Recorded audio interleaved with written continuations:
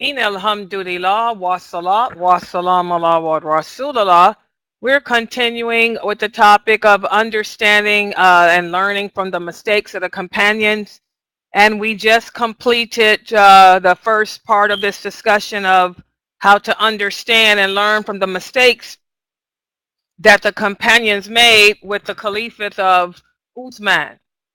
So now we're going to speak about what happened after the brutal murder of Uthman. What happened after Uthman was removed and killed as the leader of the Muslims.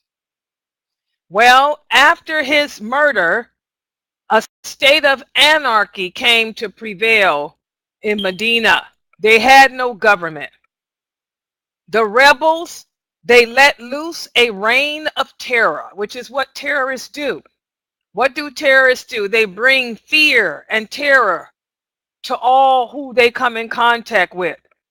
And the same thing happened then. The peaceful citizens of Medina, you know, their city, the beloved city of the Prophet, was in an uproar at the brutal murder of Uthman. How they would not even allow him to be buried in the Muslim cemetery. Some of the companions who were originally with the Prophet, such as Ibn Abbas, Ibn Umar, companions like that, they remembered the warnings that the Prophet gave before he died as to how this would happen, that there would be chaos in his city.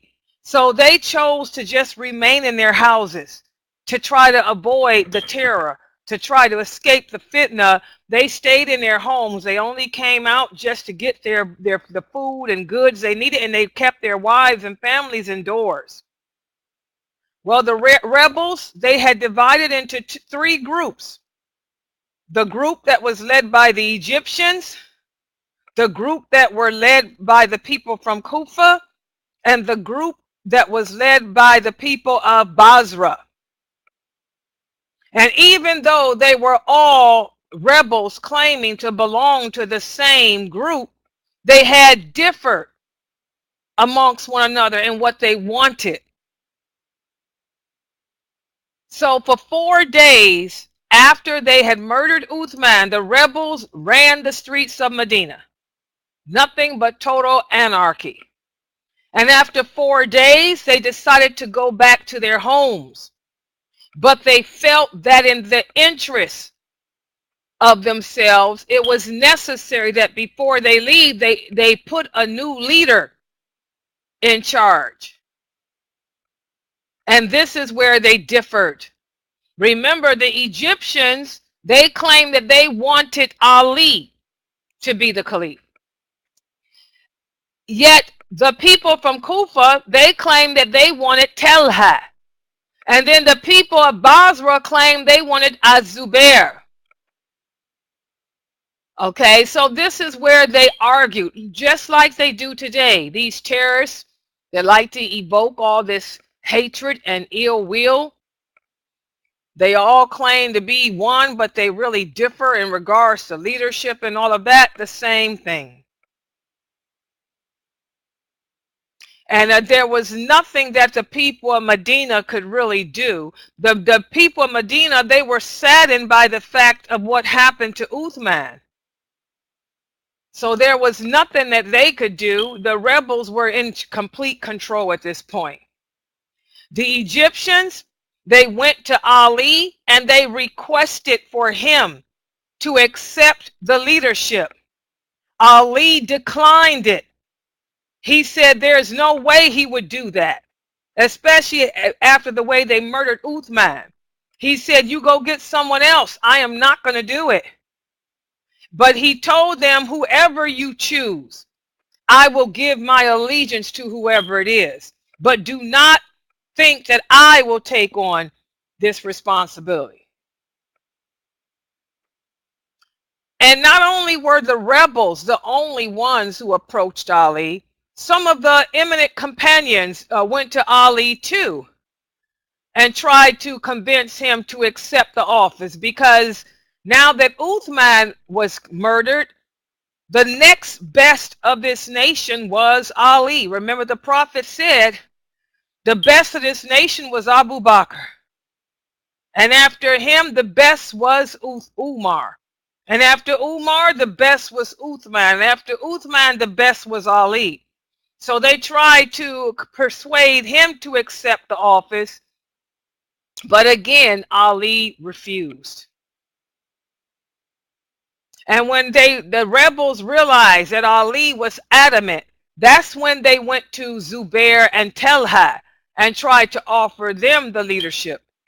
But just like Ali, they both refused as well. So when the rebels saw that they could not convince the three best companions living, who were Ali, Zubair, and Talha, they decided, well, let's go to the Ansar. Who were the Ansar? They were the tribe of Arabs who Allah spoke highly of in the Quran. So the rebels went to them and told them, pick a leader from amongst yourselves. The Ansar told the rebels they were not taking parts in that either. They too refused to do that. They were of the opinion that since Ali was living, no one deserved to be elected to the leadership other than he, because he was the fourth best after the Prophet Muhammad, sallallahu alaihi wasallam. And so this is when the rebels then approached Saud ibn Abu Waqqas, also Sa'id the son of Zayd, and Abdullah the son of Umar. They went to them too, because they were eminent companions too, trying to get them to accept it. And again, just as the ones before them, they all refused as well. Nobody wanted this position, especially seeing how terribly it was taken from Uthman.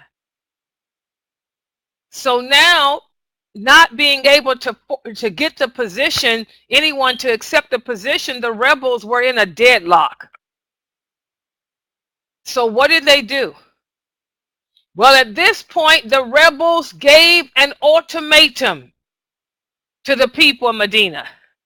They said, unless you choose a leader within 24 hours, we will force someone to take the leadership. So that's what terrorists do. If terrorists cannot get their way, they will threaten to kill you, and they will, everyone around, if you don't give them what they want. And that's what they did here. They said, if you don't pick somebody within 24 hours, we will force someone to take it. So this is when all the Muslims of Medina gathered together in the Prophet's mosque to try to see what they can do to end this situation so as the rebels would not harm anyone else. A lot of the people raised slogans in favor of Ali. And the leader of the Egyptians stood upon the stage at that point. And he said that they had risen against the caliphate of Uthman because Uthman's administration had become loose. And he said that it was necessary that the Muslims should choose a new leader to succeed Uthman. And whoever they choose should be someone who is known for his bravery, his piety, and his closeness to the Prophet. And that's when the leader of the Egyptians said that he observed that Ali was the only person who fulfilled those qualities, as if Uthman didn't. See how these people were? No, Uthman was closer to the Prophet Muhammad than Ali was. Uthman was more knowledgeable than Ali was. Uthman was known for his bravery, his learning, yet they still killed him. So that shows these people talk a good game. That's all terrorists do. They talk a good game. So the leader of Egypt then went to Ali and demanded that Ali bring forth his hand. And when Ali brought forth his hand, the people rushed to offer allegiance to him. So thus we can see Ali was forced into this position.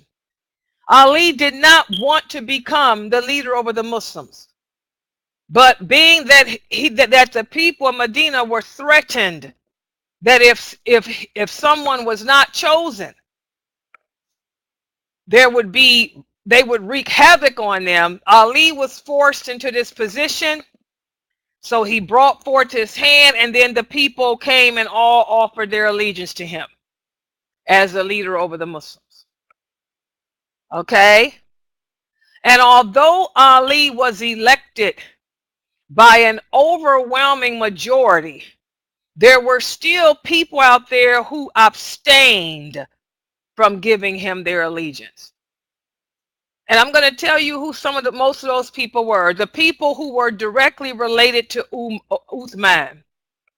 The people who were directly related to Uthman, they did not give their allegiance. In fact, most of them had left Medina and went to Syria when the rebels had killed Uthman, because they knew that after murdering Uthman, the next thing that the rebels would do would be to kill them. So most of them had left to Syria, because Syria is where Muawiyah was. Muawiyah was the ruler of Syria, and they knew that they would be safe there. There were only a few people from Uthman's family who remained in Medina, and they did not participate. They stayed in their homes to protect their lives. They were afraid to go to the mosque. So many people from Uthman's family did not offer their allegiance to Ali. Also, Saud ibn Abu Waqqas, he did not offer his allegiance either. But he told Ali that he had no ill regards against him. He told him, and don't think that my refusal to give you my allegiance is an act of disloyalty. He said, I am not going to be bullied by any rebels. So Saud ibn Abu Waqqas did not give his allegiance because he refused to be bullied by any rebels into doing anything. Also, Abdullah ibn Umar, the son of Umar, he too did not offer his allegiance either. But he too assured Ali that I'm doing it, not because I don't like you or I don't think that you should be next in charge. Again, he did not want to be bullied by any rebels either.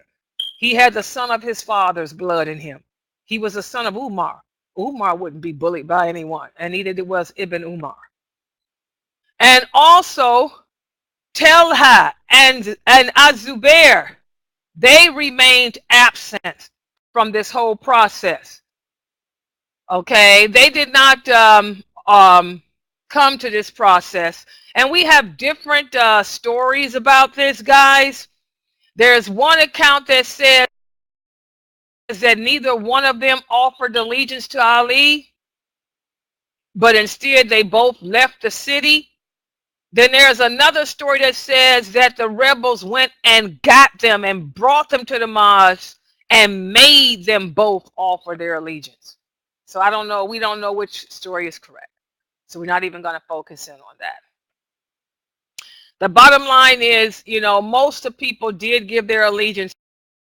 Ali went into this position not wanting it. He was forced into this position. And after his election, Ali stood and addressed the people. He told them that he had no intention. He made it clear to all the people that he had no intention of becoming a leader like this. He let them know this position was forced upon me. He said, but since it was forced upon me, I'm going to do my best to adhere to my duties in accordance to the commandments of Allah and with the traditions of the Prophet. He also pointed out that a generation had passed since the Prophet had left this world. And he pointed out that during this period, the Muslims' priority had come to be plagued with dissension and discord. He also spoke about the events that had accumulated in the assassination of Uthman. He said this was a horrible thing that the people had done to Uthman. Uthman, who was one of the best of the best. So he did speak out and let it be known that he was not happy with what had happened to Uthman. What happened to him was wrong. And then he said it would be he would do everything in his power to purge Islam of all the evils that has overtaken it at this point. And he made it clear that towards his end, he would fight to the death to administer the laws of Allah and to uphold those laws with a stern hand. And he warned everyone that he would tolerate no more sedition. And anyone after this found guilty of rebelling against the government will be dealt with harshly. Again, remember, he learned from his mistake. What was the mistake that Ali learned from? He learned that he should have spoke out in the beginning. He should have let the people know that he was in support of Uthman in the beginning. And he also learned what was the mistake Uthman made. Uthman should have stomped out all the lies in the beginning. So Ali let it be known he wasn't going to make this mistake in his administration. Any lies, any rumors against him, and people found guilty of it, they will be dealt with harshly. He then advised the people to mend their ways, come together as one, and behave as true Muslims. So that was the speech that Ali gave after he was forced to become the new leader over the Muslims. And after he gave his speech, feeling as if they've accomplished something, the rebels left and went back home. So they went back to Egypt. They went back to Kufa. They went back to Basra. They left. They claimed they felt that they had achieved their goal, which was murdering Uthman and replacing him with someone who they felt was better. The people of Medina were plagued, guys, with a terrible sadness. Again, what happened to Uthman was bad. It was horrible. And his family, they had went to Syria, the Umayyads, and they gave the cry of vengeance. They wanted to avenge the murder of Uthman. Remember, before Uthman was murdered, Muawiyah tried to convince him to come back to Syria with him. And Muawiyah asked Uthman to give him his permission in the event that he's murdered to get the demand qisas, and Uthman had. So the Uthman's relatives, they went to Syria and they demanded qisas. And Naila, who was the wife who Uthman was with when he was murdered, she had lost her fingers.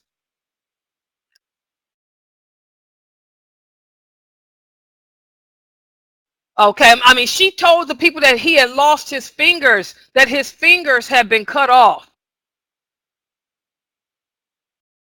Remember when the rebels broke into Uthman's house, his wife Naila was with him. He was reading the Quran. He had not yet broken his fast. She threw her body on top of his to prevent him from being murdered. And in the process, her fingers were cut off, not his, her fingers. And so what she did was, she gave the fingers of her hand that had been cut off to some of the relatives of Uthman who were going to Syria. And she also sent the clothes of Uthman that still had the blood on them. And she told them, give this to Muawiyah, so Muawiyah can see what they did to Uthman. And so they did. They took her fingers and the blood-stained clothes of Uthman to Muawiyah to show what these terrible people had done to him. And of course, this upset Muawiyah and all the other people. In fact, they wanted their revenge. The cry that they gave found its echo in Medina and Mecca as well. And not only were his relatives wanting their avengement, not revenge, but avengement. Because avengement is when a person has done you an injustice and you want to be compensated for it. Okay, this was not revenge, this was avengement. They want to set things right. So not only were his family members wanting this, but also there were many people in Medina and Mecca too Many of the other eminent companions too, they also joined in the chorus for vengeance. They wanted vengeance for the blood of Uthman. And also Talha and Zubair. Talha and Zubair, they too were part of the group that wanted vengeance for the murder of Uthman. And not just them, but Aisha, the wife of the Prophet. Aisha, she too wanted vengeance for how Uthman was terribly and brutally murdered, along with Habiba and other wives as well. Okay, so, you know, this is where we are now. Ali was elected as the Caliph over the Muslims, the leader over the Muslims, but there were people who wanted vengeance. And I don't blame them, because if I were living, I would have wanted it too, for the brutal murder of one of the best of the best. Okay, so that's what was going on. And while the family of Uthman was in Syria pleading their case to Muawiyah, Ali had accepted the caliphate, and the first thing Ali did was remove all governors that were appointed by Uthman, and he chose to replace them with new ones. And some of those governors, like Muawiyah, had been in office for 20 years. Well, Ali felt that one of the complaints that the rebels had was valid. He felt that many of them had been in office too long and had grown too powerful. So he felt that by removing them and replacing them with fresh meat would start a fresh beginning for the Muslims. No more grievances of power. Okay? And when he did this, some of the companions, such as Mughira, they advised Ali, don't be so hasty. Don't remove all of them. If you want to remove some of the governors, but don't remove all of them. They said, wait till a little bit of time goes, because people are still upset over what happened to Uthman. He said, don't rush and do this. Also, Ibn Abbas also told Ali, he said, do not take the hasty steps of removing them so soon. He said again, wait. But despite the counsel that the other companions gave him, Ali chose to remove all the governors immediately. And guess what, guys? Muawiyah, he was the governor of Syria. That meant that Ali was removing him too. And this is what led to the disagreement, which comes next between Muawiyah and Ali. And this is what led to the next thing, which is the war declared against Ali. And we're going to stop right here for today, and we'll move on to this tomorrow. But I want you guys to see, first of all, the main point from today's lecture. Ali was forced into the leadership. He did not want to do it. The rebels forced him. But being that they had forced him, he knew that this was a commitment to Allah, and he swore he would do his best to carry it out. And the first thing he did was remove all governors. Was this the big mistake?